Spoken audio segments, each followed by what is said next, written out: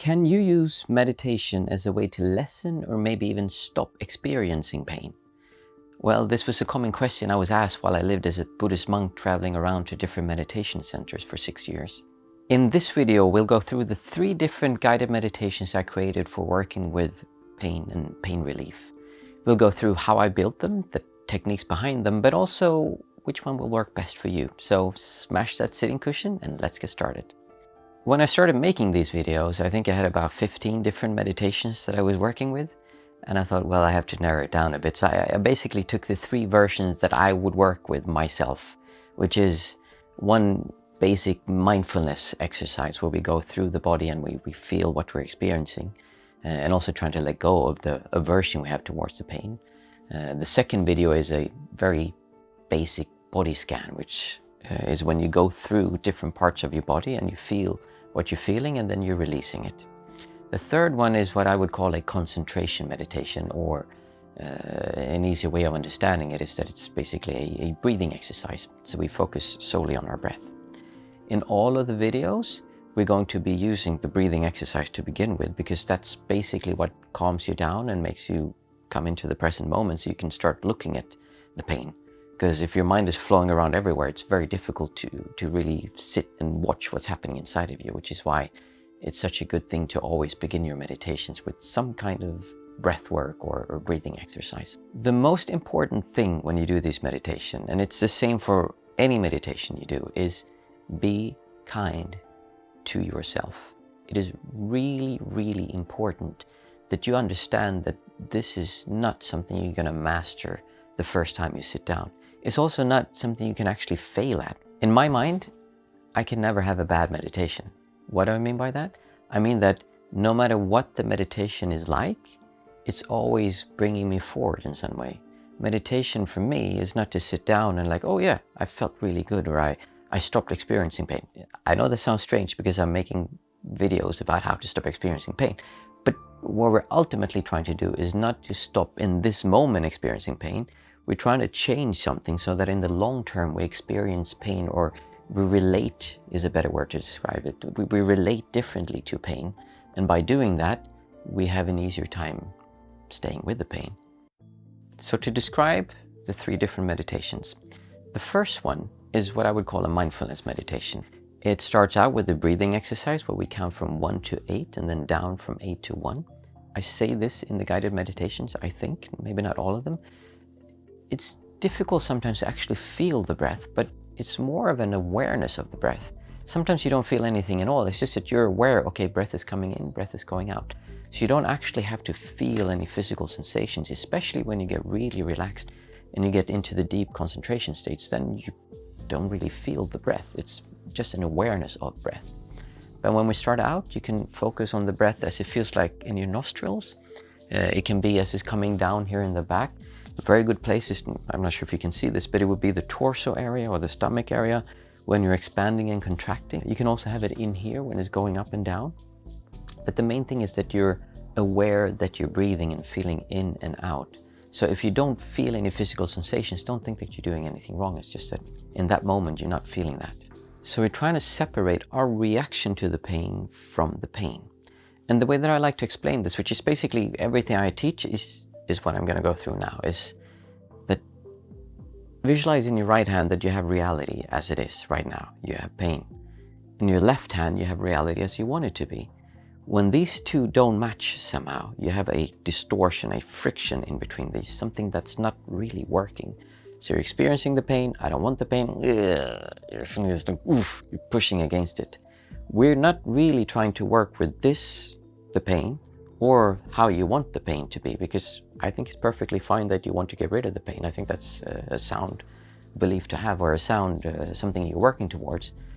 But at the same time, I can't magically make the pain go away. There are some techniques we're going to do that actually lessen the pain and can make you forget about the pain, but it's still going to be there.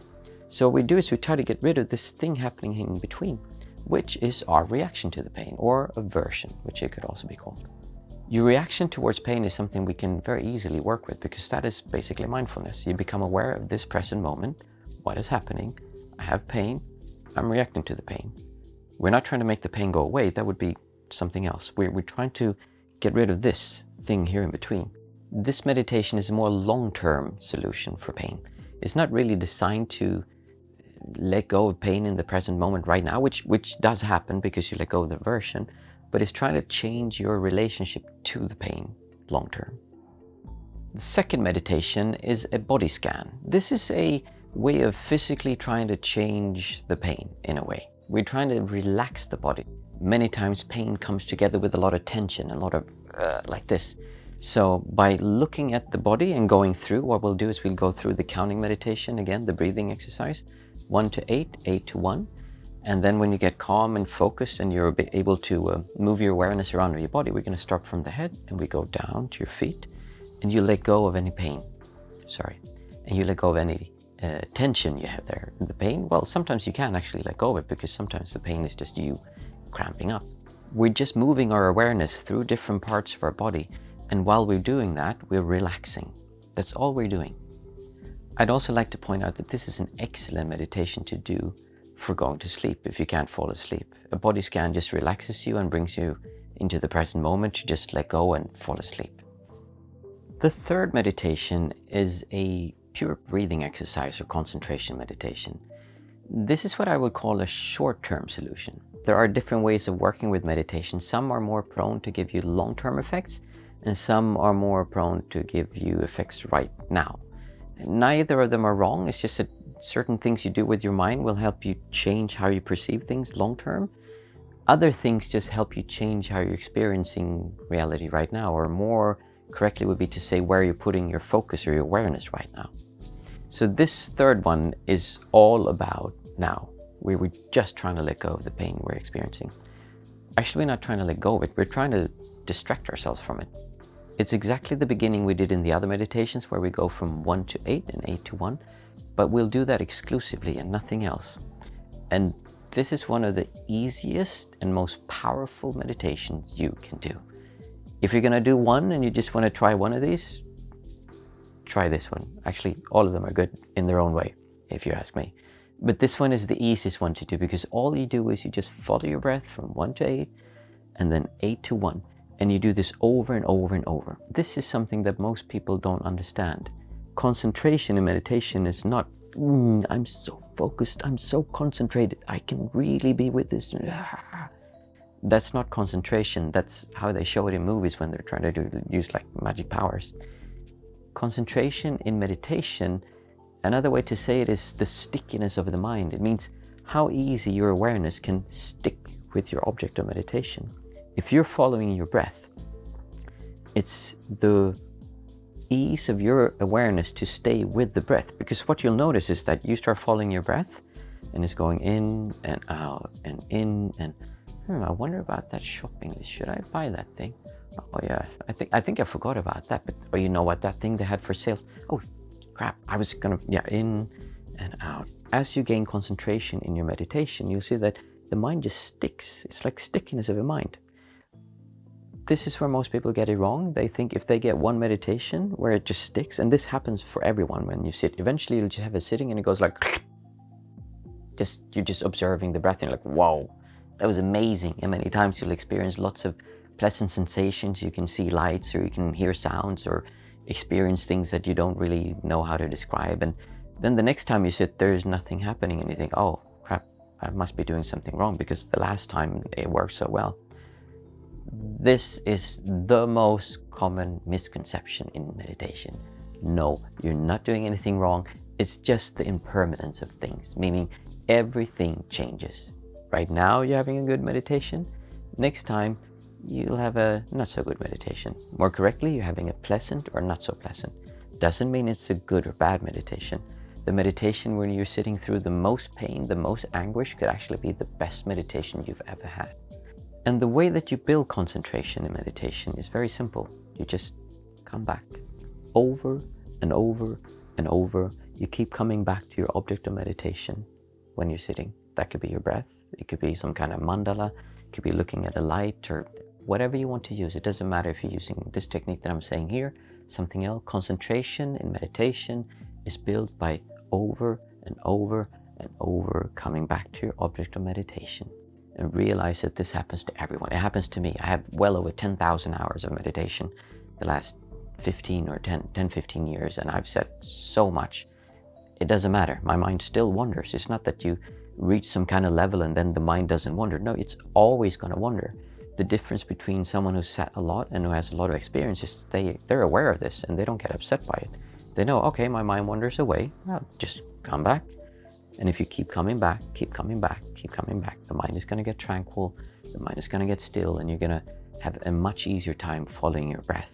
Then you can use this strong concentration to do a mindfulness exercise or breathing, just following the breath. You can relax your body, you can do manifestations, or you can just do it before you meet someone or an important conference call or whatever. It's just such a nice feeling to be just here and just following the breath. Also, I prefer the breath because it's always there. It's such an easy thing to have with you, because you should always have that with you. Otherwise, something's wrong.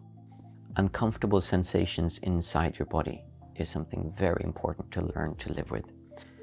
Even if you're not experiencing right now, eventually you will feel difficult sensations in your body. That might be something as simple as being hungry, being cold, being warm, feeling fatigued, or whatever it may be. And when you get older, no matter who you are going to have some different issues with your body. Unfortunately, I'm not that old. Well, it depends on how you look at it, but I'm already feeling that my body is changing. So being able to be aware of that and accepting is just incredibly important. And if you are suffering from chronic pain, learning to deal with the mental part of it is incredible. I remember when I was, I think I say this in the videos, I actually have 3 herniated discs in my neck that I got while I worked as a scuba diving guide in Palau in the Philippines.